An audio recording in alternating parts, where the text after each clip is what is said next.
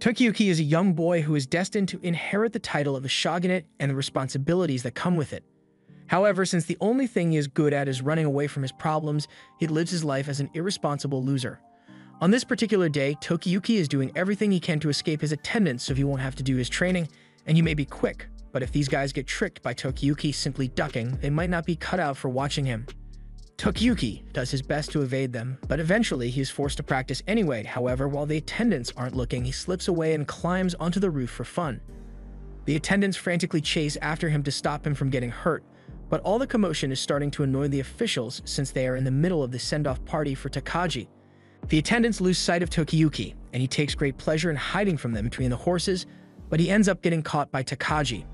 Takagi compliments Tokiyuki for being so good at hide and seek, but he reminds him that this isn't the time for games. It's about to be deployed to war, and he hopes to prove his allegiance to Tokiyuki and his family by bringing them victory. Tokiyuki responds by wishing Takagi luck on his mission, and after that, Takagi gets up to leave with his friend who seems to have resting bitch face. Once they are gone, Kyoko shows up behind Tokiyuki and tells him that he doesn't need to be so nervous around Takagi and the others since he is the heir to the shogunate, so eventually he will be the one giving them orders. And as a bonus, he will get to marry her. But Tokiyuki doesn't remember ever proposing. Just then, Tokiyuki notices that the attendants have caught up to him, so Tokiyuki dashes off so fast that he manages to kick up dust on a wooden floor. Kyoko's attendant can't believe how immature Tokiyuki is, as even though he is technically a samurai, he is nothing like Takagi, and if he ends up inheriting the shogunate, he will probably end up becoming a puppet leader that can barely finish 3 sentences on his own like his father. Kyoko doesn't see anything wrong with being a puppet ruler since he would still get to live a lavish lifestyle, and that makes him a prime candidate for her to marry since she's a certified gold digger. Meanwhile, the attendants can't find Tokiyuki since he's a master at hiding once he gets serious. In fact, he's so committed to skipping training that he once hid inside an armor chest for 2 straight days, and yes, it would have been easier to do the 2 hours of training, but he was proving a point. The attendants check the chest just to make sure he's not hiding in there again, but since they don't find him, they leave to go search elsewhere. However, they fail to notice that Tokiyuki was hanging from the roof above them, so once they are gone, Tokiyuki makes his way down and is greeted by his elder brother who offers him a snack. They both climb up onto the roof to talk for a bit, and Tokiyuki's brother tells him that their father is pretty much useless, so it's for the best if he takes over as shogunate as soon as possible. Tokiyuki asks why his brother can't do it instead since he's the eldest son, but as per customs, since he is the son of a concubine, he can't inherit the position. And besides, he doesn't want to anyway. Just then, the attendants spot Tokiyuki and try to corner him so he has nowhere to run, but Tokiyuki goes, "Hold my dog," before running down the roof and jumping all the way to the adjacent one. He then runs through the compound and out into the Kamakura village where everyone is glad to see him. Tokiyuki eventually loses his attendants again, so he makes his way to a lone cherry blossom tree where he can see the entire village. He loves the village and its people, so he doesn't care about honor or status as long as he is able to live in peace here. People can call him a lazy coward for all he cares because he's fine with it, but all of a sudden, a girl on the ground speaks up and tells Tokiyuki that he's not lazy, nor is he a coward. Those are just small aspects of the monster that lay dormant inside him, or at least, that's what her father says.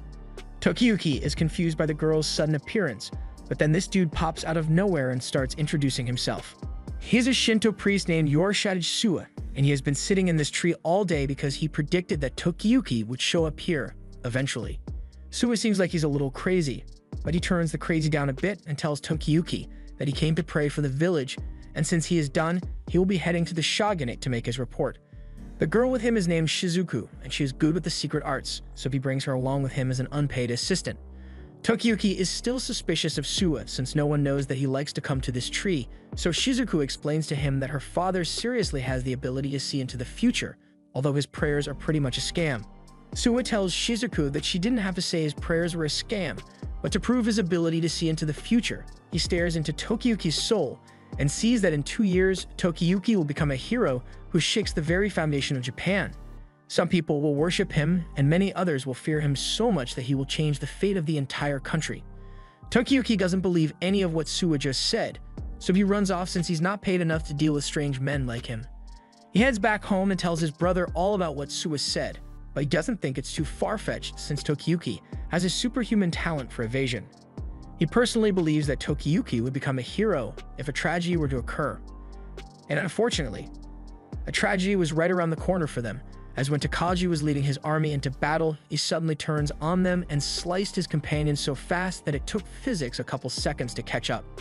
Word of Takagi's betrayal reaches Kamakura, and the officials can't believe what they are hearing.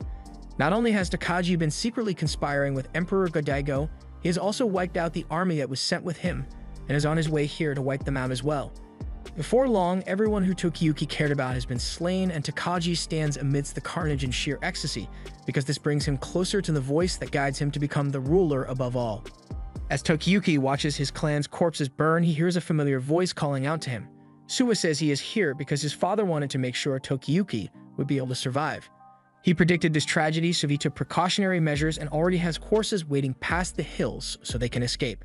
However, Tokiyuki says he doesn't want to be saved since all of his people are dead, so he just wants to end his life alongside his father and clan. Suwa says he won't allow it since Tokiyuki's life is far too important. But to be honest, Suwa isn't sure if Tokiyuki's survival will actually change anything or not. Kamakura lies in ruin, and Tokiyuki still finds it hard to believe that it's all because of Takagi. They have known each other since Tokiyuki was a toddler, but he now knows that the smile on Takagi's face must have been a lie. Suwa offers to help Tokiyuki get his revenge, but Tokiyuki knows Suwa's smile must be fake as well. And in any case, he doesn't believe he can get revenge against someone like Takagi who destroyed Kamakura so quickly. Regardless of how heinous his acts are, history will inevitably remember him as a hero. So Tokiyuki just wants to die honorably like the rest of his family. Suwa says, "Alright, bet," and then pushes Tokiyuki off the cliffs so he can die as he wanted to. And as Tokiyuki falls to his impending doom, he has a sudden realization that death actually doesn't sound so good anymore, so he grips onto the side of the cliff and uses it to slow his descent and land safely. Upon seeing him, the invading army immediately attempts to kill Tokiyuki, but Tokiyuki's evasion skills are far too great for any of them to even touch him. Tokiyuki makes his way back to the top of the cliff and latches onto Suwa, who then tells him that his ability to survive and run away is what gives him the potential to become a hero, so he is the opposite of Takagi, who became a hero by killing. Of course, it's not possible to win by only running and hiding, which is why Suwa will provide him with all the allies and tools he will need to reach his goal. As long as Tokiyuki is still alive, Takagi will someday come for him. So before then, Tokiyuki needs to become strong enough to defeat him. While Kamakura was being destroyed, Tokiyuki's brother, Kumitoki, was desperately trying to hide from the invaders. But all of a sudden, a man shows up in his hiding spot. However, he is relieved when he sees that it is Munashige, his uncle. He says he came here to rescue Kunitoki, but Kunitoki is still really worried about Tokiyuki. So Munashige reassures him that Tokiyuki is probably safe since they arranged for Suwa to get him to safety. But right now, they need to get themselves to safety before they get spotted. Unfortunately, they get spotted sooner than expected, but Munashige tells Kunitoki that he will handle this, so he should stay here while he goes over to the samurai to talk things out. He says he might be able to convince them that Kunitoki isn't part of the Hojo family since he's not important enough for them to recognize. He makes it clear that was entrusted with protecting Kunitoki, and more importantly, he is the son of his dear sister. So he's going to do everything in his power to make sure he escapes alive, even if he has to lay down his own life. As he approaches the samurai, he tells Kunitoki to run away if things go wrong, but as soon as he starts talking to the samurai, Kunitoki sees Munashige pointing straight at him, and the wicked look on his face means things aren't looking good for Kunitoki. Meanwhile, Tokiyuki is having a nightmare where he sees the tortured faces of his family, and worse yet, he sees an even more terrifying sight: Suwa's face. Suwa is standing over Tokiyuki with his dazzling aura, and he comments on how cute Tokiyuki is while he's asleep. Shizuku comes over, and while she knows how much her uncle loves watching children sleep, Suwa is clearly making Tokiyuki's nightmare worse than it already was. However, Suwa doesn't care and decides to give Tokiyuki a harmless kiss on the cheek, earning him a place on the FBI watch list. Tokiyuki senses some criminal activity about to take place, so when he wakes up and spots Suwa about to kiss him, he jumps out of bed and climbs all the way up to the ceiling in fear. Suwa says he expected as much from Tokiyuki and his escape skills, but when asked to explain himself for trying to kiss Tokiyuki, he responds with, "It's just a prank, bro."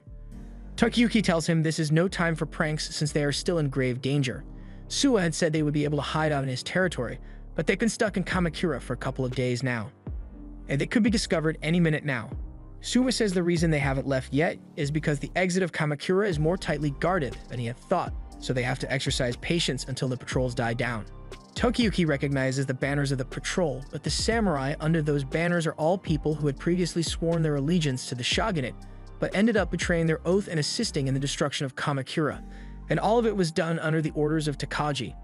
It is still difficult for him to believe that during all that time Takagi spent with him, he was plotting such traitorous plans. Shizuku tells Tokiyuki that he doesn't have to worry about their safety for now, since if the peril comes to search their hut, then they can easily fool them since their clothes make them all look like priests. Tokiyuki calms down a bit and lets go of the roof, but there's something he would like to ask Suwa. Earlier, Suwa had said something about reclaiming the country with his excellent ability to run away, but samurai are meant to fight while looking straight forward, so he has no idea how he's going to reclaim the country while running away. He wants to know if Suwa truly believes that he can defeat Takagi and avenge everyone that he loved, and Suwa is overwhelmingly positive about it.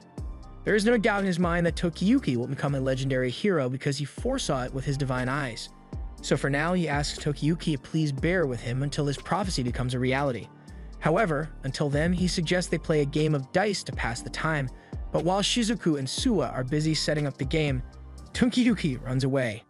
He doesn't think he can trust them if they are so relaxed that they can play a board game, so he decides to take matters into his own hands and find what remains of his home by himself. As he arrives at the scorched remains of the Shogunate Palace, Tokiyuki begins looking around to see if he can find anyone alive, but that's when he hears the voices of two men complaining that all the good stuff around here had already been looted. He realizes it would be bad if he was spotted here, so he starts looking for a good place to hide. But then he hears one of the men talking about an execution that happened this morning involving Kunitoki, and he can't stop himself from yelling that they are lying. He refuses to believe that his brother is dead, but he soon realizes that he messed up, since if these guys figure out that he is the son of the former shogunate, they'll rat him out. The men start asking Tokiyuki who he is, and he doesn't know what to say in this situation, but luckily Suwa and Shizuku show up just in time to cover for him by saying he is just an apprentice at their shrine. They say the shogunate had shown favor to them, and this boy happened to be really close with Kunitoki, which is why he thinks of him as a brother.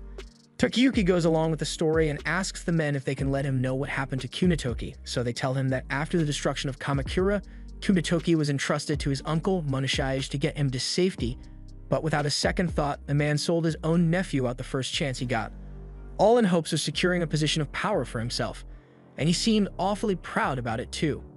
After Kunitoki was captured, since he was a member of the Hojo clan, he was sentenced to death by beheading and was executed this morning. Upon hearing this news, Tokiyuki feels sick to his stomach and keeps muttering the words betrayal to himself. He can't make sense of why the Ashikagi family who had served them for generations would betray them, why their samurai retainers who had been faithful for years suddenly turned their back on them, and now even his uncle has betrayed them. It seems there's no one in the world whom Tokiyuki can trust, and despair is starting to get to him, but he is distracted by the blinding light of Suwa's aura. He tells Tokiyuki that he can see a part of Munashi's future, even if it's really low resolution. In his vision, Munashige is surrounded by a lot of enemy soldiers, but he is well protected. Tokiyuki asks to know where his uncle is right now, so since he is so curious, Suwa agrees to show him. It turns out that he didn't end up getting the position of power he was hoping for, since he basically ended up being reduced to a mere beggar. Munashige complains that he didn't get much of a reward for ratting Kunitoki out, but that may be because Kunitoki was an illegitimate child, so Munashige assumes that he will get treated a lot better if he managed to capture the legitimate child of the shogunate, so he has already begun making plans to capture Tokiyuki and sell him out to the Nida army. At least now, Tokiyuki knows what his first enemy looks like, and that the first step in Suwa's plan win by running away. He says he will explain the next step once they get back to the hideout, but Tokiyuki isn't feeling too confident about the situation, especially considering the fact that he neglected his martial arts training so much, but Suwa assures him that there's no need to worry about it, as he has some allies on their way who will be able to help Tokiyuki. However, these same allies are busy playing Suwa's version of Monopoly, so Tokiyuki can't help but doubt how helpful they will be. After everyone is done with the game, the two allies finally introduce themselves to Tokiyuki, and say their names are Kojiro and Ayako. They are the children of the Nezu and Machizuki families respectively, and both families serve the Suwa family, which by extension means they serve the Hojo family that Tokiyuki belongs to as well. Although both of them are the same age as Tokiyuki, they excel at martial arts, so Suwa encourages Tokiyuki to rely on them to help him get his revenge. A while later, Shizuku asks Kojiro and Ayako what they think of Tokiyuki, and Ayako says she thinks he is really cute, but Kojiro thinks he is pretty weak, so he finds it strange that Suwa asked them to help Tokiyuki. But since Tokiyuki can't fight for himself, they'll just have to protect him then. As night falls, Suwa tells Tokiyuki that it is time to face the demon that's after them, so he hands him a katana to use in battle. At the same time, Shizuku realizes that Munashige is in his way, so everyone gets into position and waits for his arrival. As Munashige shows up, he begins acting like he has been worried about Tokiyuki, and Tokiyuki plays along with it to lure him in for a sneak attack. Munashige asks if Tokiyuki is alone and says they should run away together for Tokiyuki's safety, but now that he is within range, Tokiyuki gives the signal for Kojiro and Ayako to attack. Unfortunately, there was enough time for Munashige to pull out his sword and block their attack, and he now realizes that Tokiyuki planned this ambush to avenge his brother. He didn't expect Tokiyuki to be smart enough to pull something like this off, but there's one thing their plan failed to account for. The reason Kunitoki was entrusted to him wasn't just because he was his uncle, he was appointed as his guard because he is strong. All he needs to do now is kill 2 random brats and chop off Tokiyuki's legs so it can't run away anymore, and once he has done that, he will be able to live the good life.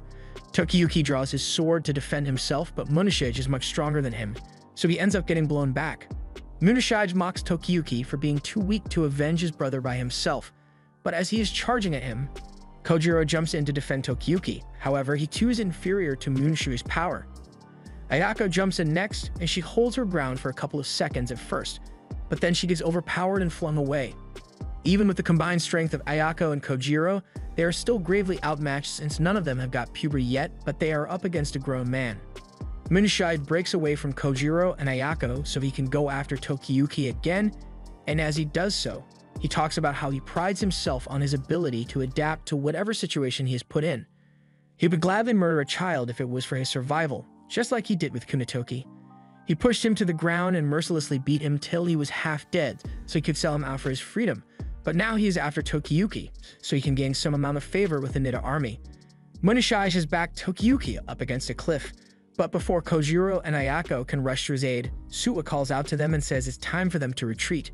They don't understand why Suwa is telling them to retreat, but he just says they should sit back and watch Tokiyuki work his magic, because if anyone here can boast of adaptability, it's him. As Munashige is swinging his sword at Tokiyuki, Tokiyuki begins analyzing his movements and predicting his strikes before they happen. So no matter what Munashige does, he is always one step behind Tokiyuki, and it looks like Tokiyuki is enjoying it too. The way he dodges isn't something that can be learned through training, as it's more like a heaven-sent gift. Suwa believes that Tokiyuki isn't a coward, he just genuinely enjoys being chased. In a situation like this, one mistake could mean instant death, but Tokiyuki's very soul finds joy in such a crisis. During the times when Kamakura was peaceful, Tokiyuki would spend his time dodging his responsibilities, but on the battlefield he becomes an untouchable monster, thriving on near-death evasions. Suwa asks the others if they are interested in serving a master like Tokiyuki now, and Kojiro's opinion has changed for the better.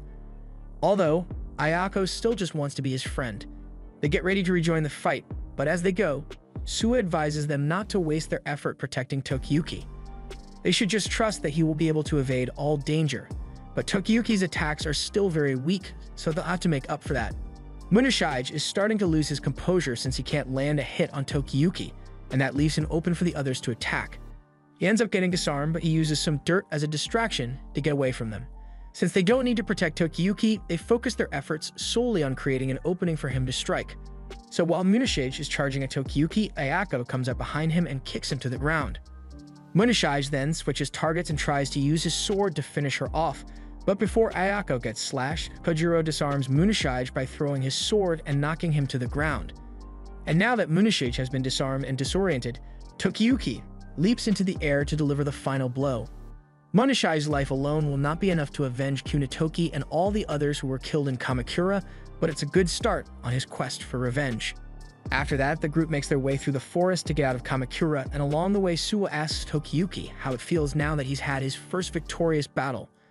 Tokiyuki doesn't really know how to feel about it since he was just focused on running away, and before he knew it, he had already claimed Munashige's head. He knows he couldn't have done it alone, so he faces the others and sincerely thanks them for their help. Suwa takes the opportunity to remind Tokiyuki that he needs 2 things in order to win a war by running away.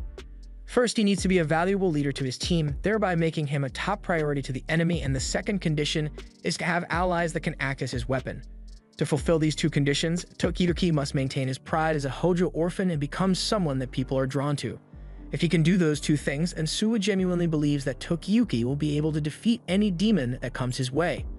Tokiyuki says he understands and walks to the edge of the cliff, where he swears that he will someday return to Kamakura to reclaim it from Takagi. He then throws his sword into the forest, and Suwa thinks is a very touching display of commitment, but he recalls seeing a vision that something terrible would happen if Tokiyuki threw his sword from the top of that cliff. Just then, a wolf emerges from the forest with Tokiyuki's sword stabbed in its back, and it's pretty pissed at him, so Tokiyuki makes a run for the hills in record time. They manage to successfully escape Kamakura together, and Tokiyuki begins his journey to becoming the greatest hero in Japan.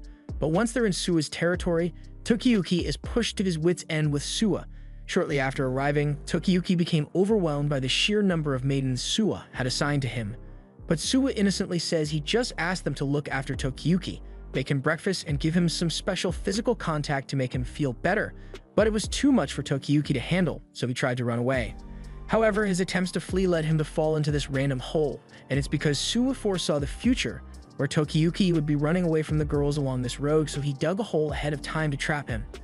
Tokiyuki still doesn't believe that Suwa can really see into the future, but Suwa says that since this place is full of holy energy, his divine visions get a huge boost, meaning no matter how hard Tokiyuki tries to run or hide, Suwa will know exactly where he is. After all, this is his expanded domain, the Suwa Grand Shrine. And now that he has explained things, it's time for Tokiyuki to begin his training arc. Tokiyuki still hates training, so he tries to make an excuse that he is still getting used to his new life here. But Suwa doesn't care, so Tokiyuki tries running away. Unfortunately, within Suwa's domain, all escape attempts are nullified by Suwa's foresight. Suwa gloats to Tokiyuki over him falling for another one of his traps, but Tokiyuki just wants to be let out, so Shizuku comes over and brings him a ladder. She apologizes for her father's behavior, as she knows all too well how annoying he can be, but she assures Tokiyuki that Suwa is harmless most of the time.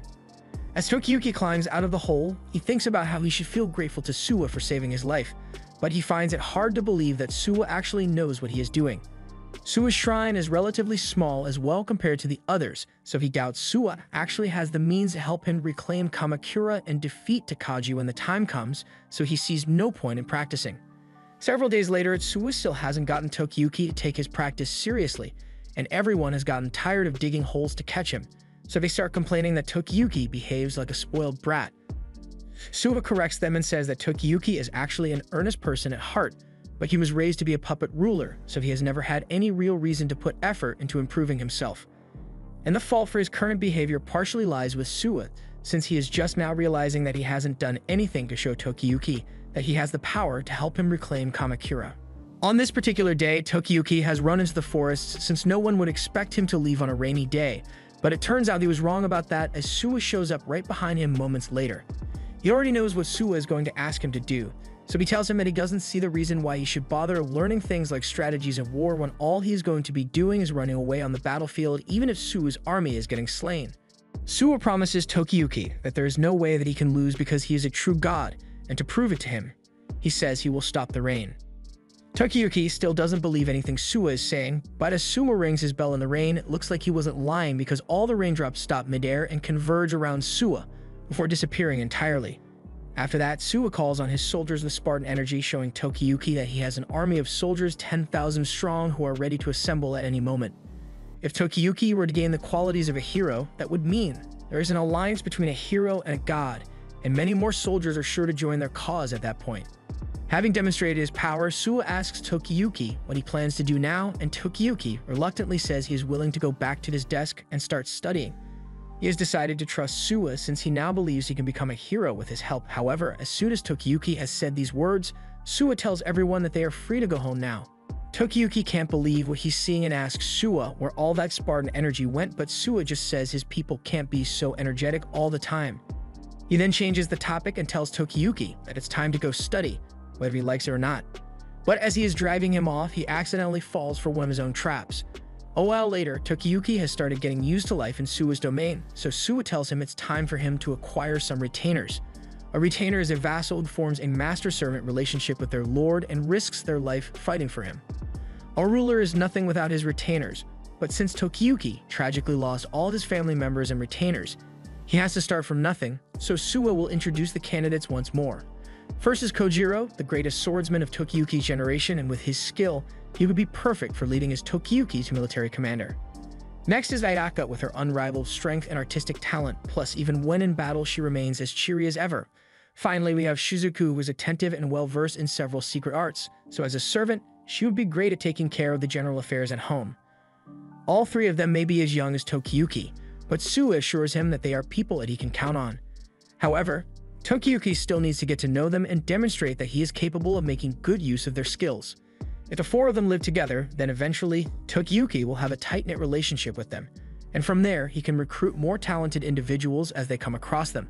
This is what Suwa likes to call the beginning of a hero's journey, but none of the others care about his reference.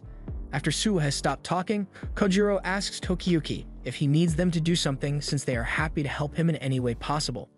Tokiyuki is glad to hear they want to help him, but he doesn't really know what to have them do, so he ultimately asks to have fun with them by playing tag. However, Kojiro instantly refuses to do it. They've all seen Tokiyuki run, so a game of tag would be nothing but torture for them, but since Tokiyuki wants to have fun, Kojiro suggests that they all sneak into the homes of some of the samurai who betrayed Tokiyuki and take a fat dump on their doorstep. Ayako says she just wants to do push-ups, and Shizuku says she wants to stuff marbles down an anthill. They all have their own unique/disturbing ideas of fun, so Tokiyuki has no idea what to do until Ayako suggests they go hunting as a group. It's fun, it counts as training, and it doesn't involve pooping in anyone's home either, so Tokiyuki is fine with it. But he asks if Shizuku is allowed to go hunting since she's part of the shrine. Fortunately, she says it's not a problem since the god of the shrine is a god of hunting, so unlike other shrines, they hunt and eat meat a lot. After they leave, an attendant heads over to Suwa, while he's grilling some meat to inform him that Tokiyuki and the others have all gone out on a hunting trip. But he already saw that in a vision, as well as the trouble they will face in the forest, but it will be good character development, so he won't interfere. Meanwhile, out in the forest, the group is working together to hunt with Shizuku scaring the rabbit and Tokiyuki being tasked with shooting it, but he sucks at aiming, so he missed a clear shot at the rabbit. Kojiro says that the shot was impressively close, considering the fact that it was Tokiyuki who shot it, so he wants to give him a better line of sight so he can try again.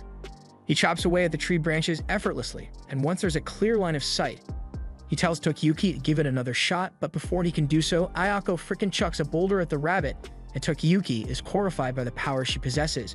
But this isn't the first time Kojiro has seen Ayako turn a rabbit into a red splat on the ground. However, this time she missed the target, so the rabbit lives to see another day.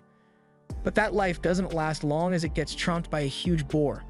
Kojiro has never seen a beast so huge, so Shizuku informs them of a rumor that was going around about a flesh-eating demon boar living in these woods. This is the trouble Suwa foresaw them getting into, but he believes it is important they learn to deal with bloodthirsty beasts because Takagi is far worse than anything they could encounter in that forest. As the demon spots the group, it charges straight at Tokiyuki, so Ayako pulls him to safety while Kojiro fires a shot at it, but the demon's hide is too thick to pierce with his arrows, so he calls for everyone to retreat to high ground. Kojiro doesn't think they can defeat the demon with just the two of them, so he suggests they run away back to the shrine. But Shizuku interrupts and says she thinks they can win this battle. She's conveniently saying this from the safety of a treetop, but she suggests that the others leave Tokiyuki to evade the demon while he leads towards that tree over there. And that's where Kojiro and Ayako will be waiting to take it out. Everyone is on board with the idea, aside from Tokiyuki, who's being used as bait. However, he doesn't have time to protest since the demon has already circled back and is coming after him again. He can't believe his retainers would actively put him in danger, but it's hard to argue with the plan's effectiveness when Tokiyuki is evading the demon so well. While he's leading the demon to the designated spot, Kojiro and Ayako prepare their means of attack, which involves shattering a piece of obsidian at the edge of the cliff, and once the preparations are ready, Tokiyuki asks them what he's supposed to do with the demon. Kojiro fires an arrow at it to face to get it to charge at them instead. As the demon is headed straight for them, they jump out of the way and bait it to ram into the tree and go flying off the side of the cliff, straight onto the obsidian spike. With that, the demon was defeated, and it was honestly a lot easier than Tokiyuki had expected. Once they saw that a bow wouldn't work, they all worked with each other's strengths to take down the demon, but even though it attacked them first, Shizuku still feels bad for it since it was likely a beast from ancient times, and if it had others of its kind around, then maybe it wouldn't have succumbed to evil. After their successful hunt, the team goes to the hot spring to cool off, and Kojiro suggests that the team should meet up here for strategy meetings from now on. Speaking of which, they need to decide on a name for their team, so they start coming up with a bunch of terrible names like the Sweet Tooth Travelers, which Tokiyuki immediately rejects. Their terrible naming sense aside, Tokiyuki is glad to have people like them around since they treat him like a friend to cheer him up, but they also treat him as their lord. Eventually, Ayako comes up with a name that doesn't suck, so from now on they will be known as the Elusive Warriors. After their bath, they all head back to the beast to cook it for dinner, but by the time they get there, Suwa has already completely devoured it somehow. Kojiro yells at Suwa for eating the whole catch, but he tries to justify it by saying the beast had succumbed to evil, so he was just purifying it with his divine stomach, but they aren't falling for his excuse though. Meanwhile, it looks like there's another person who can see visions of the future, and he knows Suwa is plotting something, so he's not going to let him get away with it. And at the same time, Takagi is currently to meet with Emperor Godaigo, and the Emperor is greatly pleased with him for destroying Kamakura in such a thorough manner, so he offers to let Takagi have any position he wants in the imperial court. Takagi says he is grateful for the offer, but he is a warrior at heart, so political power isn't his thing. However, the retainers behind him would be more than happy to take positions in the imperial court, and you can already tell from their faces that they are definitely not going to abuse their power. Everyone in the Emperor's palace thinks highly of Takagi since he was the sole reason the Emperor is now in power, so from their perspective, he's a god-sent hero. As Takagi's most trusted retainer, Morono, is helping him change, he has something on his mind that has been bothering him. He has been serving Takagi since they were children, so when Takagi decided to switch to the Emperor's side, Morono followed him without a second thought. However, it worries him that recently, Takagi's smile has become less and less human. Takagi smiles and tells him to stop saying stupid things since he needs Morono's help to bring support to the Emperor, but something is clearly not right with Takagi and Morono knows it, but he can't do anything to stop it.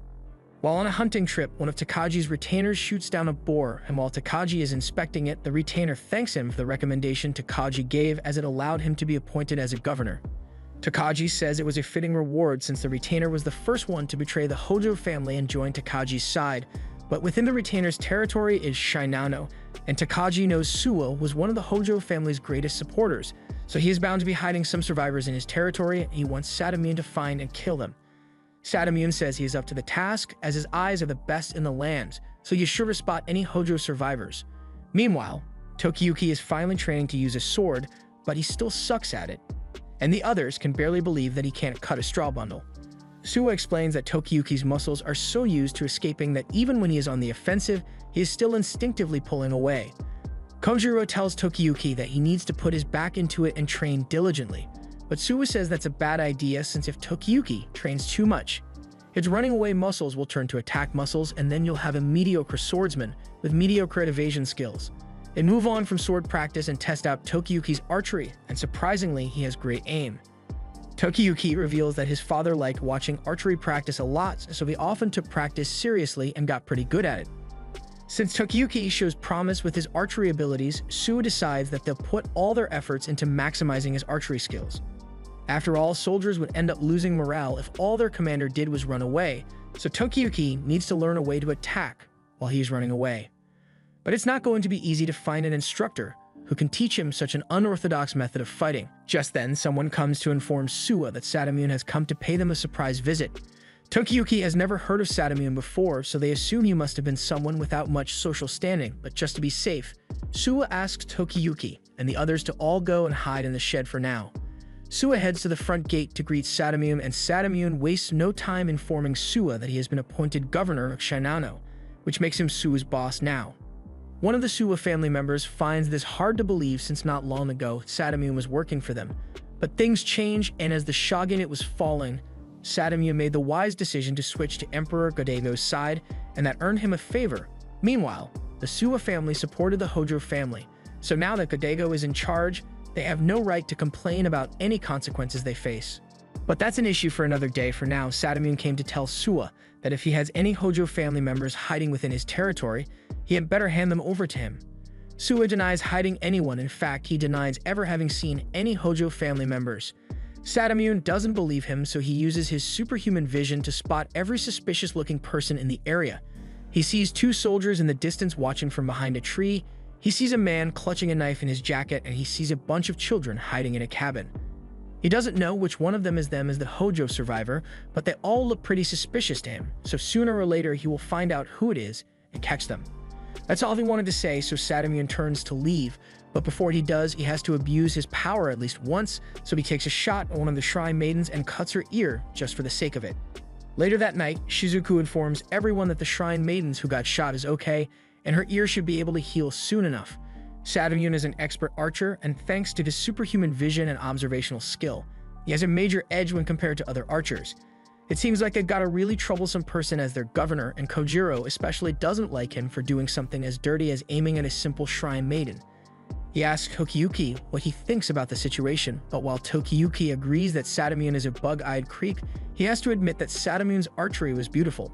Suwa understands that Tokiyuki recognizes talent in spite of a person's character, and that attitude will surely be useful to him once he becomes a general, but more importantly, Suwa has just found the perfect instructor for Tokiyuki.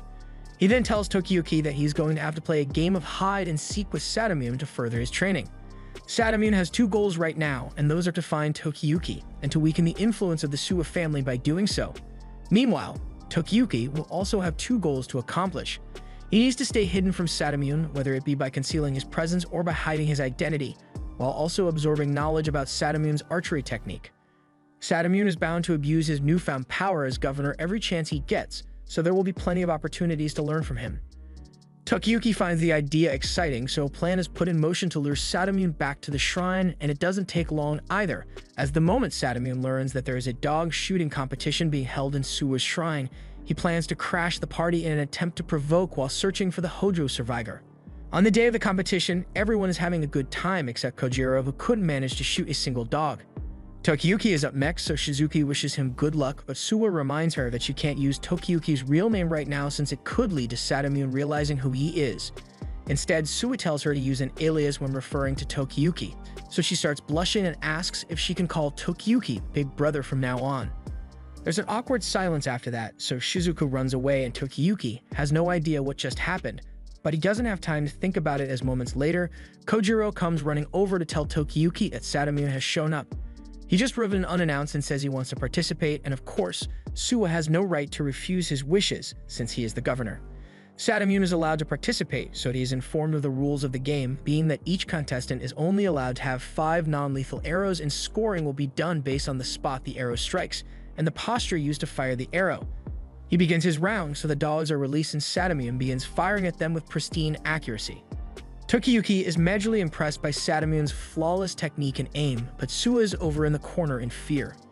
However, it's not because of Sadamune, it's because he just looked into the future and saw that firing arrows at dogs is considered animal abuse in the 2000s, so he's trying to rationalize the fact that he may get cancelled for holding the competition, even if the arrows are non-lethal. After Sadamune is done taking his shots, he asks the arbiter what his current position is, and unsurprisingly, he is informed that he is now in first place.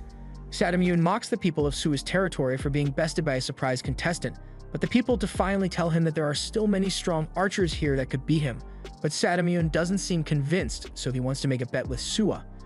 He will have a one-on-one match with any archer in Suwa's territory, and if he wins, then Sadamune will be allowed to search the homes of every person whom he deems to be suspicious, with no repercussions no matter what crimes he commits in the process. Kojiro is enraged that Sadamune would propose such an unfair bet, but Suwa says they can oppose him too carelessly since he was appointed by the Emperor as governor. However, if he makes his intentions clear with a bet, it makes things easier for Suwa. Suwa accepts Sadamune's bet, but by the conditions Sadamune set, if Suwa's side wins, then Sadamune will not be allowed, nor will he have any authority to search their territory anymore. Sadamune is laughing to himself over how stupid Suwa was to accept the bet since there's no way anyone here could ever beat him. And after he has won, if he ends up finding the Hojo survivor, then he will have good reason to label Suwa as a criminal and have him executed. And from there, he can do whatever he wants with Suwa's territory. Since they've agreed on the bet, Sadamune asks which strong warrior he will be facing. Suwa says they don't need a strong warrior to defeat the likes of Sadamune, which is why he's sending out a child instead. Both Sadamune and Tokiyuki are shocked by Suwa's choice, but Suwa introduces Tokiyuki as Chojumaru and says he is the least competent person they have, so it should be fair to Sadamune if he completes. Sadamune is fuming at this point, but Suwa goes on to say it would be boring to handle things the normal way, which is why he suggests that the contestants be allowed to shoot at each other as well. Of course, Sadamune is free to refuse if he wants, but only if he's fine with being known as a bitch that is. The others try to get Suwa to stop provoking Sadamune since Tokiyuki's combat prowess is nowhere near good enough to back up Suwa's claims. And frankly, they don't understand why he would make Tokiyuki go up against Sadamune in the first place. Suwa explains that this is a great chance to speed up Tokiyuki's training arcs. It's going up against a master, it's a prime opportunity to learn.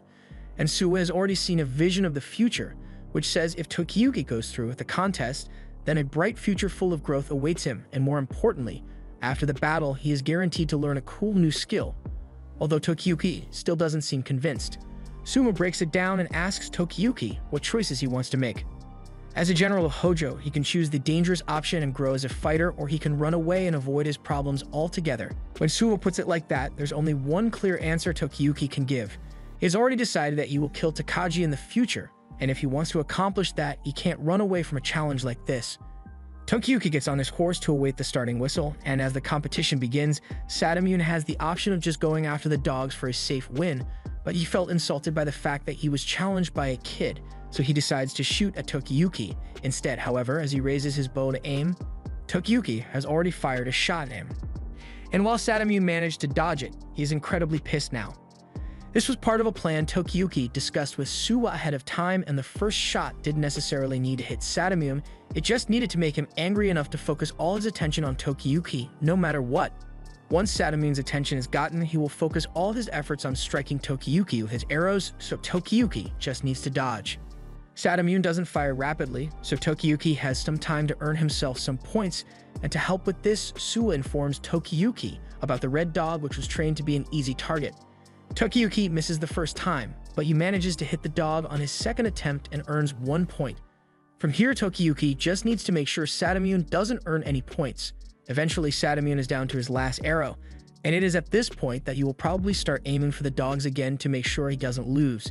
And while he is aiming, that's the moment when Tokiyuki should strike. However, while that was the plan, Sadamune defied Suwa's expectations by continuing to target Tokiyuki from his blind spot. And the second he saw an opening in Tokiyuki's defenses, he fires his last arrow and strikes him in the head, earning Sadamune 5 points. He is now in the lead by a wide margin, so he is confident that he will win as long as he stops Tokiyuki from making any good shots from now on. Tokiyuki takes a moment to inspect the wound on his head, and he realizes that if this were a real arrow, that he would have already been dead, and the odds of competition are stacked against him at this point. But rather than scaring him into giving up, the thought of his life hanging by a wire only excites him more. Tokiyuki tries to aim for a dog to earn some more points, but Sadamune keeps using his horse to knock Tokiyuki off balance and prevent him from aiming. The people are starting to believe there is no way for Tokiyuki to win, but Suwa's light begins shining as he yells out that Tokiyuki must combine his evading and shooting abilities if he wants to be able to beat Sadamune. It was a simple statement, but it made all the difference for Tokiyuki, because it's also clear to him now. When he evades, he can keep track of everything around him. So he knows that if he aims at a dog now, Sadamune will ram into him from his blind spot without a doubt. And it's impossible for Tokiyuki to hit a small moving target while evading Sadamune at the same time, but there's still one target that's big enough for him to shoot at in a split second. Tokiyuki takes an arrow and begins aiming at a dog to bait Sadamune into approaching him, and once Sadamune is within range, he turns around to aim at him instead. However, his position makes it difficult for Tokiyuki to line up the shot. Sadamune believes there's no way Tokiyuki can twist his body enough to get a good shot while he's mounted on his horse. But there's a simple solution for Tokiyuki. He just dismounts the horse and takes the shot at Sadamune's neck, knocking him off his horse and earning Tokiyuki 2 points. Suwa points out that a backward shot like that is only possible thanks to Tokiyuki's keen sense of balance and agile marksmanship.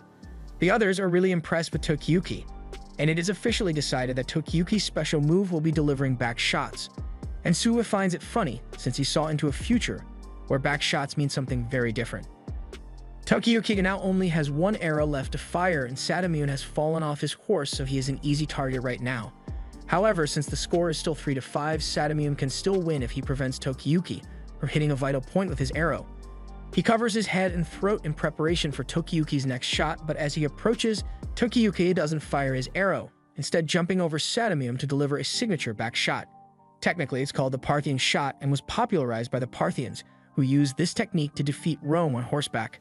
However, we'll call Tokiyuki's version a back shot. That last shot earned Tokiyuki 3 points, so he now has 6 points and has defeated Sadamune against all odds. Now that Tokiyuki has won, Suwa reminds Sadamune of the bet he agreed to, meaning from now on, he can no longer meddle in the affairs of the Suwa Shrine. Sadamune refuses to accept his loss and says the game was nothing more than entertainment, and Suwa sided with the Hojo family during the attack, so Sadamune could seize his land if he wants to. However, he still honors the bet and leaves the Suwa Shrine. But he still can't understand why Suwa would bring out a random kid to play for such an important bet. There was no way Suwa could guarantee that the kid would win, and now that he thinks about it, that kid had a sense of nobility to him, so Sadamune is starting to think that he might have been a part of the Hojo family. However, he quickly dismisses the idea because there's no way Suwa would be crazy enough to risk the kid's safety like that. Meanwhile, after Suwa is done risking Tokiyuki's life, he takes steps to ensure Tokiyuki's safety by arranging for people to spread rumors about him all over the country. This way, the soldiers will be forced to go investigate all of the rumors, and that will take attention away from Tokiyuki's training here so he can grow stronger undisturbed. Meanwhile, in a little hut in the forest, a man is on his deathbed while his son watches over him. The man tells his son about how he had a special set of skills, but the better he got at it, the more suspicious people got of him, until eventually his lord accused him of stealing and had him banished. Now in his final moments, he wishes to have his son carry on his principles and teachings, and before he dies, he has only one more thing he wants to teach his son. Bitches may leave you, and your homies may desert you, but there's one thing you can always trust, and that's money, son. Now get out there and use your skills to make some money. Genba took his father's words to heart, so he dons the mask to begin his career as a thief. The next day in the Suwa Shrine, Tokiyuki is struggling with having to do physical labor for the first time in his life. He doesn't understand why he is doing this if it isn't part of his training, but Suwa explains that since Tokiyuki is pretending to be one of the shrine's workers, it would be strange if he didn't have to do any chores, and they can't afford to draw any suspicion in case the enemy shows back up. However, the only enemy that could show up would be Sadamune, and Kojiro doubts Sadamune would show his face here again and after the humiliation he faced yesterday. Yet, as they look towards the gate, Sadamune is standing right there with a creepy smile on his face. After yesterday, Sadamune decided to be petty, so he went to the Emperor and got an imperial command, and he takes great pleasure in reading it out to everyone. It says the Empire has deemed Suwa and his people to be traitors for siding with the Hojo family, so as punishment, they will be forced to forfeit a portion of his land to Sadamune. Sadamune laughs as he tells Suwa that he only has 10 days to have everyone who lives on that land relocate, but he pauses for a second to glare at Tokiyuki, since he is still holding a grudge over the archery contest. That night, Suwa holds a meeting with all his retainers, and they are understandably outraged by the situation Sadamune has put them in. They've been tirelessly cultivating this land for generations, so they aren't willing to give it up without a fight, but Suwa tells them that this is not the time to act yet. Sadamune has an imperial decree, and if they defy an imperial order, they will become enemies of the court, and that would lead to their destruction before Tokiyuki's training has been completed. He asks them all to be patient and wait for the right time, but for now, they can't do anything. He brings the meeting to a close and tells everyone to return to their homes, but he asks Tokiyuki to stay behind because he has something he wants to discuss with him. Once they are alone, Tokiyuki asks Suwa what he plans to do about Sadamune because at this rate, the people here will lose a lot of their homes and farms to him. Suwa thinks it's great that Tokiyuki is concerned about giving the people justice, but a sense of justice is not always enough to get things done. Suwa tells Tokiyuki that he has been thinking about adding a new member to the elusive warriors, particularly the thief named Genba. Tokiyuki is perplexed that Suwa wants to add a thief to the team, but Suwa makes a good point since a thief uses all sorts of tricks to obtain their target and can get in and out of location undetected. Tokiyuki is impressed by the skill Genba supposedly possesses, but he still doesn't understand why Suwa wants to enlist Genba, so Suwa explains that he has something he'd like Genba to do for him. He wants to get Genba to steal the Imperial command from Sadamune's residence. That sounds crazy to Tokiyuki, but according to the informant Suwa has in Kyo, it takes longer than it does at the DMV to get an Imperial command issued, so if they manage to make Sadamune's go missing, it will buy them a bit of time. Tokiyuki thinks stealing is wrong, and yes it is, but it's only illegal if you get caught. Tokiyuki is going to learn that even criminals can become useful retainers, so he leaves for the night, and as he goes, Suwa's assistant asks him if it's really alright to send Tokiyuki and the others to find Genba on their own. Suwa thinks it will be fine since Tokiyuki may be a child, but he still has the makings of a capable lord. The next day, Tokiyuki and the others have arrived at the village where Genba is from, so they get the attention of some people nearby and tell them that they are trying to find him. The people are nice and seem eager to help Tokiyuki and his friends, but the second they hear the name Genba, they all briefly unlock the Speed Force and run back to their homes so they don't have to get involved with Genba. And I can see why, because Genba sneaks up on Tokiyuki and the others as soon as he heard his name being mentioned. Tokiyuki is scared out of his mind, so Kojiro and Ayako come to his aid. However, Genba has already jumped into a tree, and so has Tokiyuki. Genba tells them that he heard that they are looking for him, so he would like to know what business they have with him. Tokiyuki speaks up and says he is from Suwa's shrine and wants to add Genba as one of his retainers, but Jemba knows all about Tokiyuki being a Hojo family survivor, and he could get a lot of money if he sold Tokiyuki out to Satamune. But before the others try attacking him, he tells them to calm down since there's still room to negotiate. And while they weren't looking, he also managed to steal all their wallets, so Tokiyuki is already impressed with Jemba's skill. But earning Jemba's cooperation isn't cheap.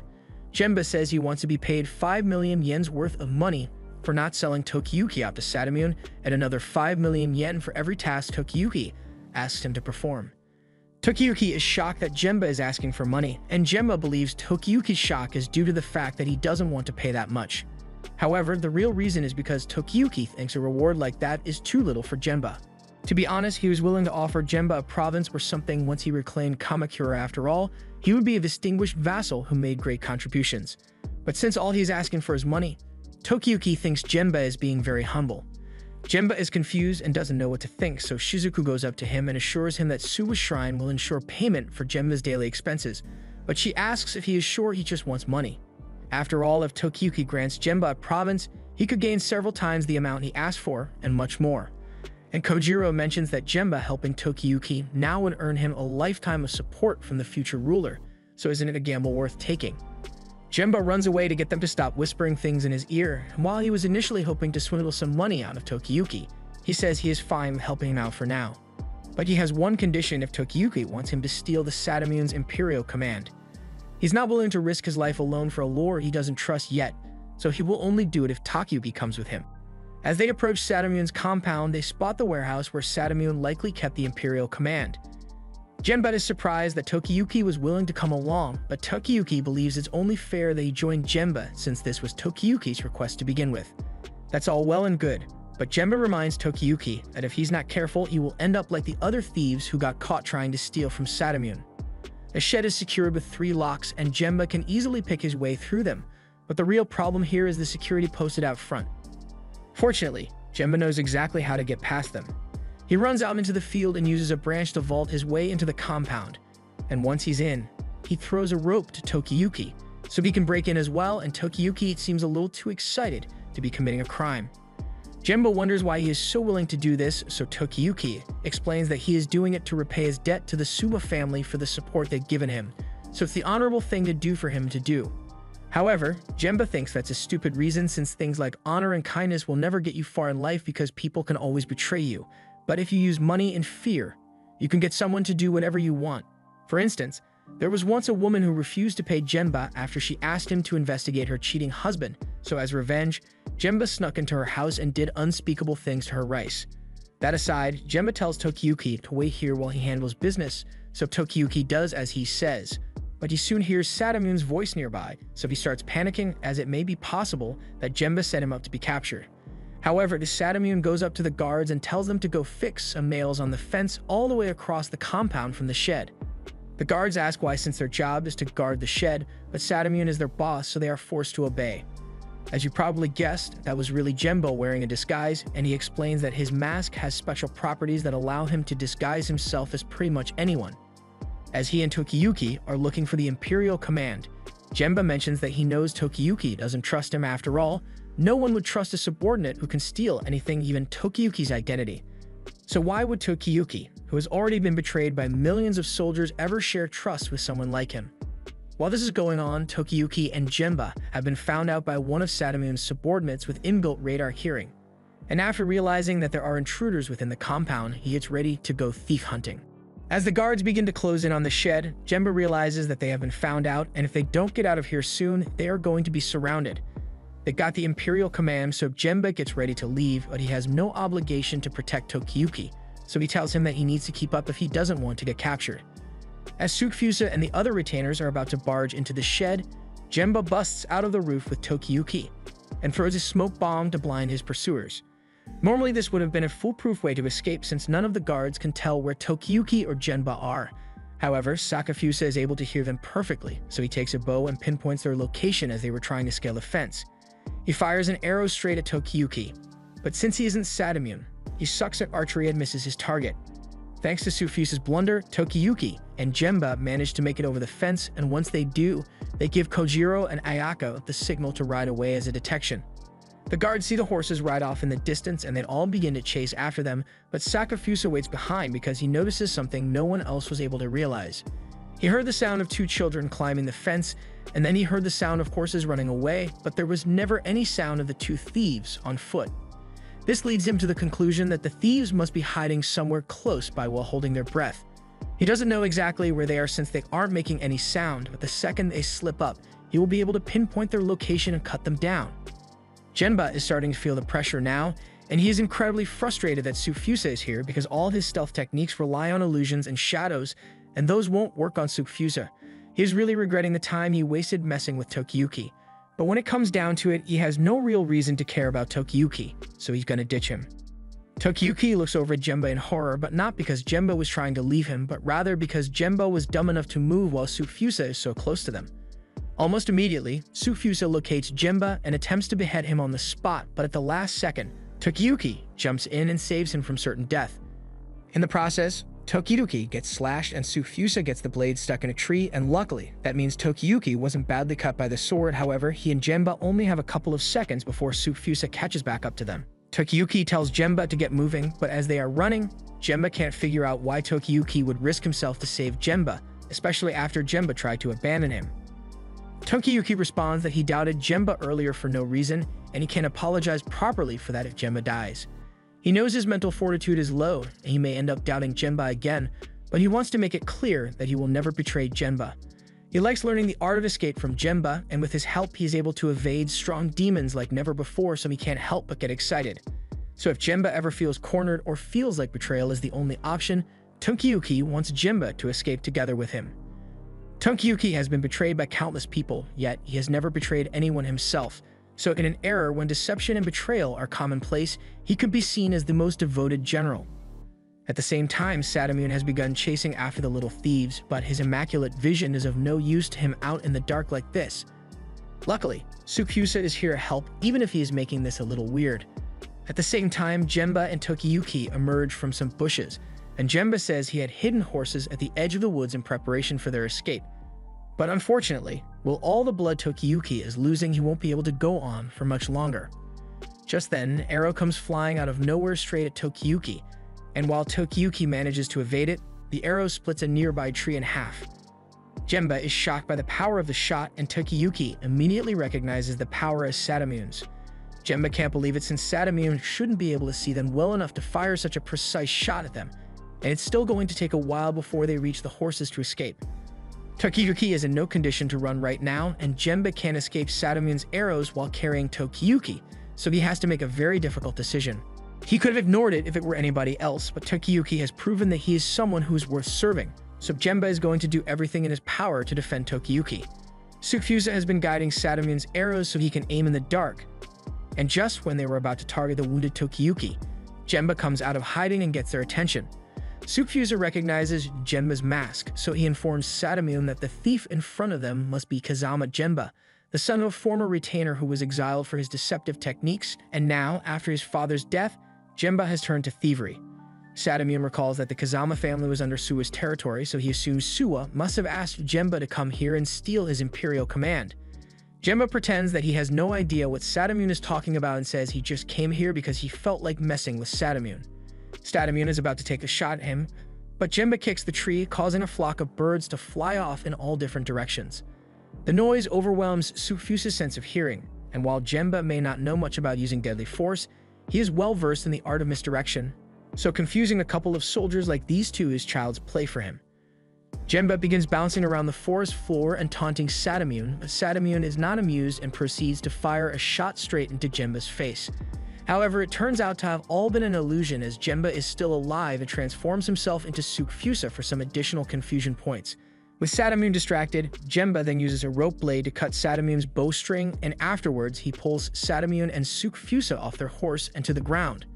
Sadamune calls Genba unfair for using such cheap tricks, but Genba is proud of his skills and he's not going to let some old man tell him otherwise. Also, regarding the Imperial command Sadamune has, Genba clarifies that he really didn't steal it, but as Sadamune looks into the distance, he sees a pillar of smoke rising from the spot where his storage shed should be, and he is horrified. The shed along with all the documents inside have been engulfed in flames, and before Sadamune can regain his composure, Genba disappears into the night.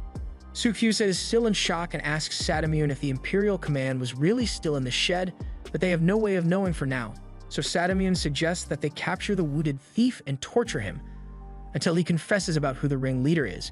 Just then, Tsukfusa hears the sound of horses nearby, so he realizes that the accomplices have come back to rescue the injured thief. Satamune doesn't want to let them escape, so he gets his bow and attempts to fire an arrow at Genba, but his string is still cut, so there's nothing he can do as Tokiyuki and the others make their escape. Genba catches up with Kojiro and Ayako, but they complain about how badly hurt Tokiyuki is, but Tokiyuki says it's alright since it's all thanks to Genba that they managed to escape. Plus, the whole mission was really fun, so Tokiyuki hopes he and Genba can do something like this again sometime. Genba thinks back to his father's dying words, and he was told that he may one day find a lord whom he wishes to serve even if it doesn't earn him money.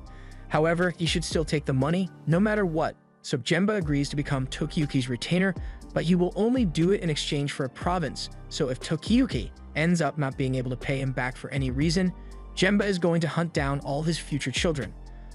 Although Tokiyuki misunderstands the threat as Genba offers to play tag with Tokiyuki's future kids. Now that they have successfully destroyed the Imperial command, the people of Suwa's territory can now refuse to hand it over since Satamune's men have no way of proving that it's actually an order from the Emperor. Satamune is pissed that the Suwa residents are refusing to give up their land, but he believes their opposition will only be temporary because he can always just go get another Imperial command from the Emperor by next month. Except no, he actually can't. A messenger comes running up to him with bad news regarding the Imperial command issuing. The line of people seeking rewards for their involvement in the Kamakura raid is unreasonably long, and to make matters worse, many of the people in the line are straight up lying about their achievements, so the Emperor has to spend a lot of time figuring out who really did what. He's really annoyed by it, so he declared that no more land will be redistributed for at least a few years, so everything is going to stay exactly as it is now, including Suwa's territory. Satamune throws a fit over losing the chance to seize Suwa's land, but while he is crying out in anger, Suwa's people is cheering in celebration of their victory. Their plan really paid off in the end, and Suwa is grateful to Tokiyuki, since they would never have gotten their land back if they handed it over to Satamune, and he's also glad Tokiyuki managed to convince Genba to become his retainer because he is sure Genba will be very dependable. Kojiro is also relieved now that he knows for sure that Genba is on their side, although he can be a little vulgar at times. But with his skills, Genba might even be able to sneak into Takaji's home at night and slit his throat. Unfortunately, Suwa tells them that it would be impossible to assassinate Takaji because he is someone that even Suwa cannot predict. Right now, Takaji is on his way to the Emperor's palace, but along the way, he and his soldiers get ambushed by the Emperor's son, Prince Moriyoshi, and pelted with a barrage of arrows. But most of the soldiers are unharmed except the first guy. Takaji congratulates Moriyoshi for being appointed the new shogun, but he asks Moriyoshi why he is attacking him when they are on the same side. Moriyoshi says he is doing this because he knows Takaji will betray the Emperor one day, so he's going to cut him down before that happens.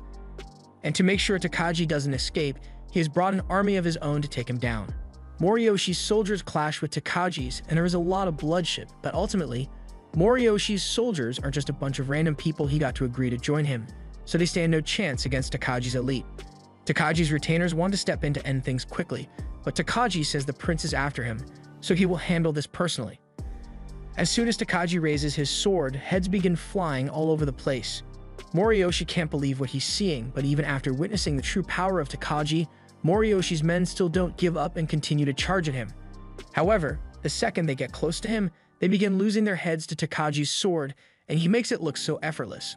Moriyoshi is more sure than ever that Takaji is a monster who should not be allowed to walk the earth, so he tries to take him on, but he is totally outmatched by Takaji. Takaji then turns around and kneels before Moriyoshi, pleading for Moriyoshi to have some trust in him. But Moriyoshi isn't believing a single word out of his mouth for a second. He knows he would never be able to win against Takaji alone, but luckily he is not alone, or at least that's what he thought, because when people finally arrive and see the streets soaked with blood, all they care about is getting the chance to talk to Takaji. They completely ignore him despite the fact that he is the prince, and before he knows it, Takaji is being led into the Emperor's palace. Moriyoshi begs the Emperor not to let him in because he can tell that there's something inhuman about Takaji. But no one listens to him because they are all too entranced by Takaji's charisma. Suwa tells Tokiyuki all about this incident, and Tokiyuki can hardly believe that Takaji did all that. He cannot be assassinated because of his unnatural level of skill, and his otherworldly charm makes him a favorite of everyone he goes near. That combination puts him at the top of the world, and Tokiyuki is unsure if he is capable of fighting a man like that. Just then, Ayako comes running in and desperately asks Tokiyuki to come and help her get Jemba to settle down. He has too many drinks, and now he's bouncing all over the room, touching the shrine maidens, and he's not wearing any pants either. He has to go help knock some sense into Jemba, but before he goes, he turns to Suwa and thanks him for all the help he has offered. Because of him, Tokiyuki now knows how he can fight, and he has gathered strong friends to help him as well. So no matter how strong Takagi is, Tokiyuki will keep trying over and over until he defeats him. After that, he turns around so they can go beat up Jemba, and will just ignore what they did to him. Half a year has passed since the Hojo family was destroyed, and the first new year since Tokiyuki went into hiding in Suwa's domain, so the group decides to spend the time playing hockey on a frozen lake, even though hockey doesn't exist yet. It's pretty peaceful right now, but Suwa is on edge because this is the phase where he can't see into the future. At the same time, Sadamune has just appointed a man named Shoken as his new retainer, and Shoken is an unconventional choice because he was once feared as a demon for his despicable actions. He claims to have changed his ways and now wants to be a law-abiding and loyal servant to Sadamune due to his growing power. There is no way he will ever do anything illegal again. But if Sadamune is asking him to steal Suwa's land, Shoken is more than happy to oblige, because there is nothing he loves more than stealing things from others. Shoken has left. Sufusa asks Sadamune if it was really alright to hire someone like Shoken. And while normally Sadamune would never choose a man like Shoken, he needs more strong men in his clan so that what happened with Jemba never happens again. Back in Suwa's domain, his retainers have realized that Sadamune's group are spying on them from the northern borders. And if that wasn't bad enough, the situation on the western border is getting worse as well. While they are having this strategy meeting, Suwa is being awfully quiet because he doesn't want anyone to know that he has temporarily lost his foresight powers. He really hopes nothing serious happens while his powers are gone, but just then Tokiyuki suggests that he and his retainers could go scout the situation at the border. Suwa doesn't like the sound of that, but his subordinates seem to be on board with the idea and praise Tokiyuki for being such a diligent leader. Suwa tries to convince him not to go since he doesn't know what might happen to Tokiyuki, but Tokiyuki says it will probably be fine because no one would think a bunch of children playing is suspicious. It's the perfect plan since Ayako and Kojiro have been on scouting missions before, and the presence of Tokiyuki will put the people at ease. They urge Suwa to agree and send Tokiyuki's group on the scouting mission. Suwa tries making up an excuse by saying Tokiyuki's bloodline would end if he got attacked by bandits along the way, but Kojiro says that he and Ayako are more than capable of handling a few bandits. Suwa then tries expressing concern that Tokiyuki might get lost in the forest, but Tokiyuki has already been here for 6 months, so he's sure he won't get lost. Suwa is running out of excuses to make. He even says he is worried Tokiyuki might remember something really embarrassing out there and decide to jump off a cliff, but the others think that's ridiculous. Tokiyuki can tell something is wrong with him since Suwa is usually really calm when Tokiyuki is sent on a life-threatening mission, but Suwa doesn't want to explain why he is so worried, so Kojiro and the others get impatient and decides to head out with Tokiyuki. Once they are outside, Tokiyuki asks how they are going to prepare for the scout mission, so Kojiro explains that they are going to need to pack lightly, meaning they'll only take about 2 days worth of travel equipment. Jemba says he would have liked to bring as much money as possible, but Shizuku thinks it would be better if they avoided using rice and money excessively. But just as she says this, they see a huge cart full of rice and money set in their path. And beneath this cart, Suwa is staring intently at Tokiyuki with worry in his eyes. They'd gotten fed up with Suwa's meddling by this point and try to just ignore him. But as they go to get some warm clothes for the mission, they see Suwa with the whole winter collection lined up. He's still staring at Tokiyuki with the eyes of a crackhead. Tokiyuki is starting to get freaked out by Suwa's sudden obsessive urge to protect him, so the group ignores him once more and heads for the borders on horseback. As they leave, he asks if anyone knows what's wrong with Suwa, so Shizuku explains that her father sometimes starts acting like this. He becomes really worried and irritable, and he never explains why either. Tokiyuki still doesn't know what's going on, but he has to admit that it makes him kind of happy to see Suwa worrying about him so much. The group arrives at the border just before sunset, so they settle down to go over their plans. They are still within Suwa's territory, but they don't have much information about this area, since it is on the far edge of the territory. That is why they will first gather information from the locals and take a look around the village tomorrow. They'll also investigate whether enemies will attack the area soon, and if so, they will figure out the best way to protect the village. There was more to be said, but in the next moment, Kojiro and Ayako sense someone approaching, so they manage to draw their swords just in time to block a strike from a young swordsman. They manage to fend him off, but torches begin lighting in the forest, so it looks like they've been surrounded from all sides. Kojiro and Ayako analyze the situation, and it's not looking good for them. They are up against a dual-wielding swordsman in his late teens, and they've been seemingly surrounded, but they don't know why the people surrounding them haven't attacked yet. In any case, protecting Tokiyuki takes priority, so they engage in battle with the dual wielder. However, they struggle to keep up with his speed. Tokiyuki is incredibly impressed by the swordsmanship of the dual wielder, but Jimba is more scared than impressed since he isn't a fighter, so he tells Tokiyuki that they should escape while the other two hold off the attacker. However, Tokiyuki thinks he can trust Ayako and Kojiro to protect him since they have gotten a lot stronger than they were when he first met them. Right now, the speed they are fighting at is leagues above anything they've ever shown Tokiyuki during their training sessions, and that leads Tokiyuki to make a horrifying revelation. Back when he was training with Kojiro, he knocked the sword out of Kojiro's hand, and Kojiro was praising him for finally winning a match against him, but he must have been faking it to make Tokiyuki feel better. The same thing happened with Ayako too, so Tokiyuki is dying of embarrassment at the realization that they were going easy on him the whole time. Kojiro and Ayako remember something Suwa once told them. Tokiyuki may be gifted at evasion, but his skills are not always reliable. There are still attacks that he is unable to attack, such as those from seasoned veterans with unusual gifts of their own. So in the event that Tokiyuki can't outrun his foe, the two of them need to become strong swords to defend him at all costs. They are still struggling to fight the dual wielder, but all of a sudden, the guy looks over and spots Shizuku, and as soon as he recognizes her, every ounce of hostility in his body vanishes. Shizuku doesn't recognize him at first, but after thinking about it, she recalls giving Fubuki food in eastern Shinano. Fubuki sets down his swords and apologizes for attacking the group all of a sudden.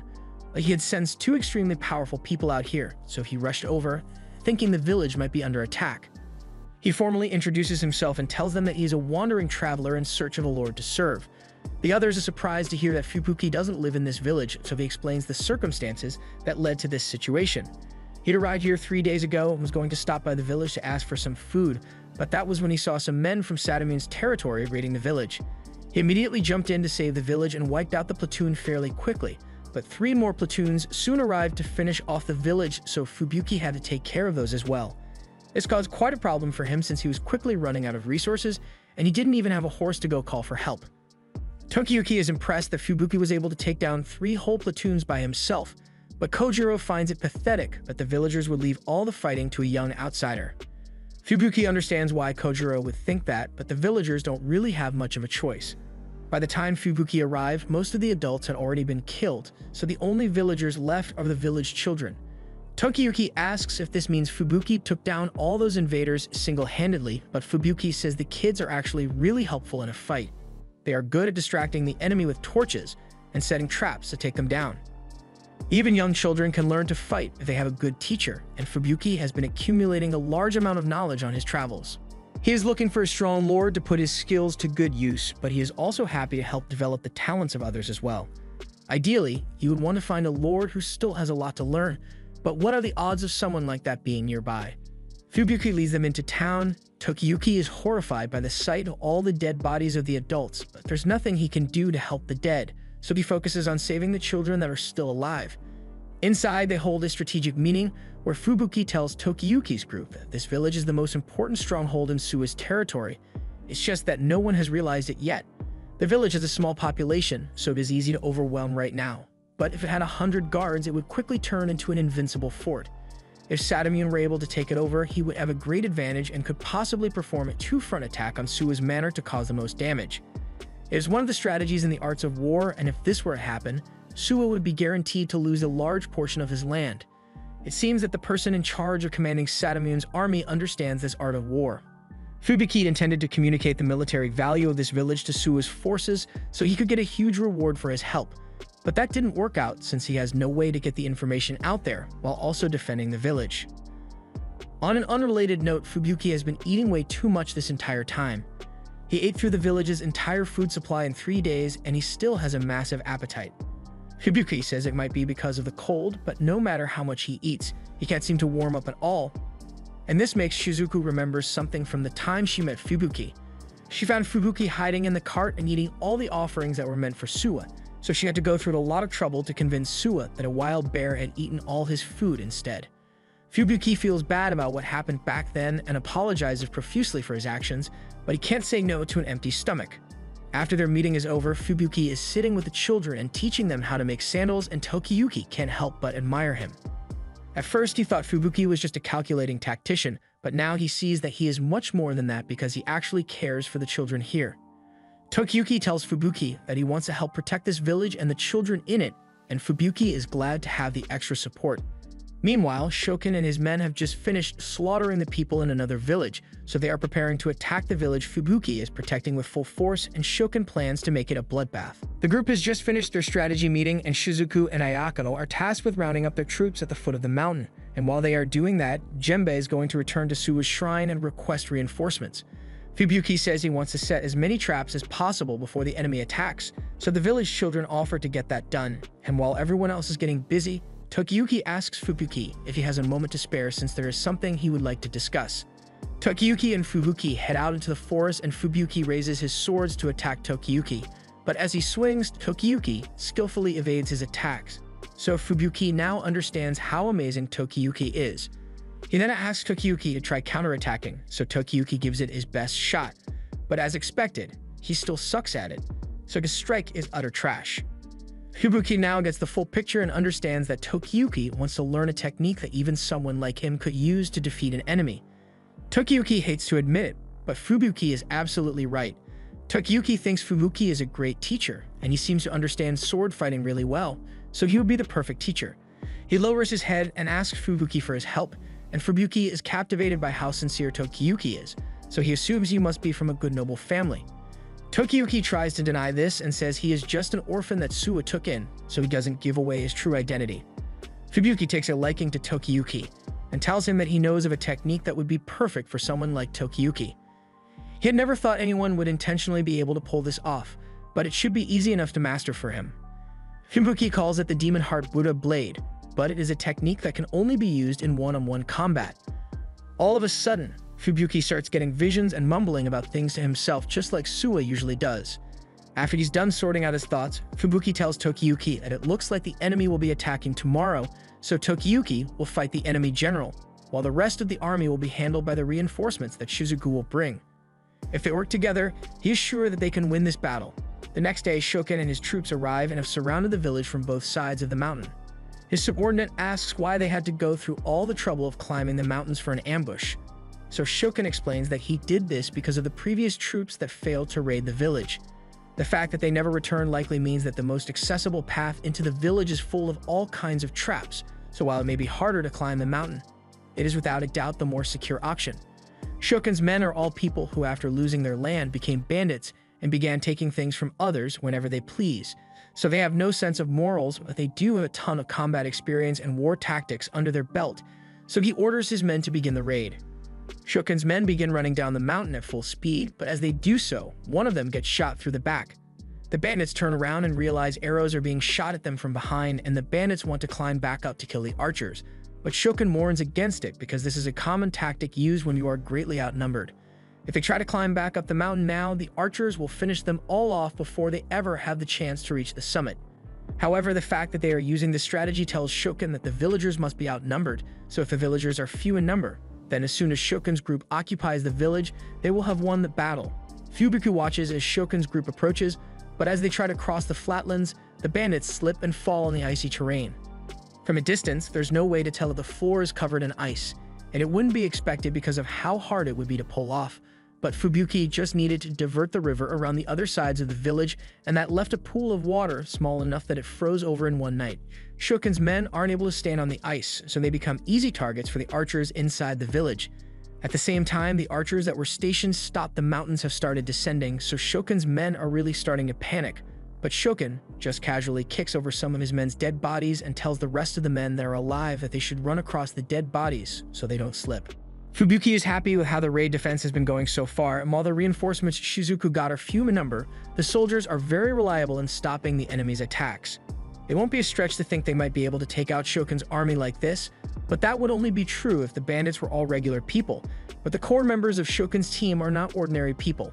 They easily break through the blockade by themselves, and Shokin says they should give up on trying to rescue their comrades, because going back now would allow the archers to annihilate them.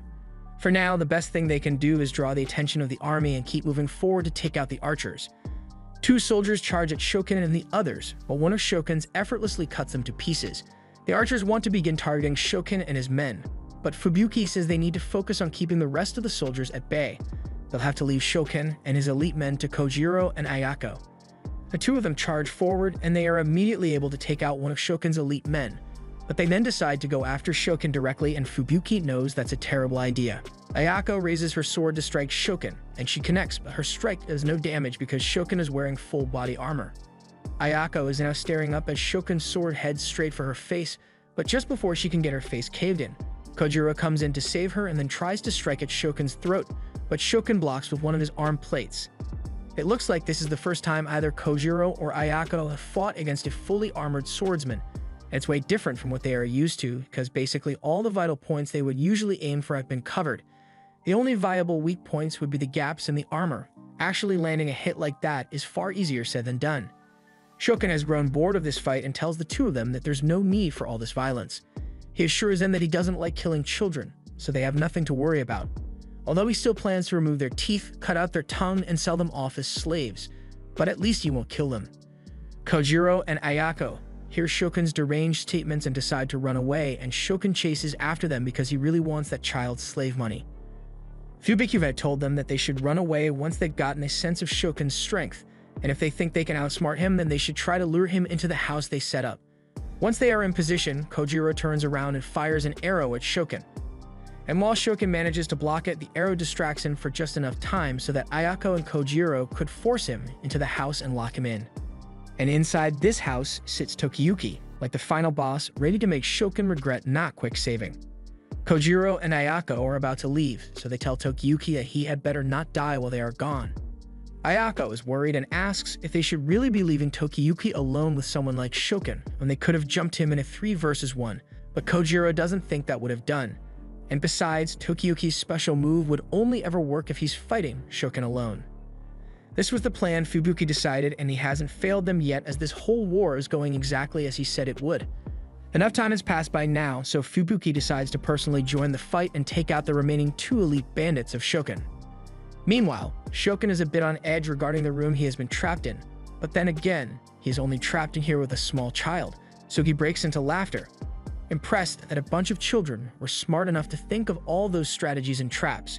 He begins thinking of how he can sell Tokiyuki off for more money if he has some good skills, but Tokiyuki interrupts him and asks if Shokin was the one who instructed his men to kill all the adults in the village. Shokin doesn't deny it, but Tokiyuki can't understand why, since even the worst slave-trading scumbags at least let the women live as well. Shokin simply answers, saying he did it because he enjoys the thought of the children having to suffer. Tokiyuki has heard enough of Shokin's cruel and sadistic nature, and he is now certain that there is no chance of redemption for him. He raises his sword and declares that he will have a duel with Shokin, and the winner will take the life of the loser. Shokin can at least respect the bravery of Tokiyuki, and agrees to respect him as a warrior for now, but he is really going to enjoy selling Tokiyuki off to the highest bidder after he wins. Meanwhile, the other 2 bandits are going up against Fubuki, and he is struggling to hold off their attacks as Kojiro and Ayako catch up to him. They both try to sneak attack the bug guy, but he dodges and questions them about what happened to Shokin. Kojiro says Shokin is currently fighting for his life, and he will make sure that no one can go help him either. But this enrages Shiro, so he swings his weapon, knocking Ayako and Kojiro down, and he has no qualms about killing children. While they are fighting, Discount Joker over here notices Fubuki walking into the forest, but Fubuki isn't trying to escape or anything. He just realized that Joker over here might not want his comrades to see his true fighting capabilities. While their swords were locked earlier, Fubuki was able to figure out that he is the strongest one among the thieves, and with that being the case, Fubuki is going to personally handle him. Meanwhile, back with Tokiyuki, he is currently running around the room and evading Shokin's sword strikes, but he hasn't had much of an opening to pull off a counterattack. Shokin praises Tokiyuki for being good at evasion, but he has already guessed what his strategy was for this fight. He assumes Tokiyuki wants to run around the room until Shokin accidentally gets his sword stuck in the walls of the house, which would be when he attacks, but Shokin isn't going to make such a mistake. It wouldn't have been possible if Shokin was using a long sword, but since he is using a short sword, there's no chance of that happening, so he charges at Tokiyuki and tells him that his time is up. Tokiyuki has a flashback to the discussion he had with Fubuki about this plan. Fubuki told Tokiyuki that if he ever felt like he couldn't win, then he needed to knock the candles over to set the house on fire, and then he should escape through the roof. There's oil on the floor, so Tokiyuki might be able to burn Shokin alive if he is lucky, but this is just a backup plan.